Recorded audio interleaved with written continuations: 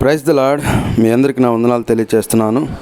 ప్రభువును ప్రియ రక్షకుడినైన యేసుక్రీస్తు విషయమైన అనుభవ జ్ఞానం చేత ఈ లోక మాలిన్యములను తప్పించుకుని తర్వాత కొందరు మరలా వాటిలో చిక్కబడి వాటి చేత జయింపబడిన ఎడల వారి కడవరి స్థితి మొదటి స్థితి కంటే మరీ చెడ్డదగును.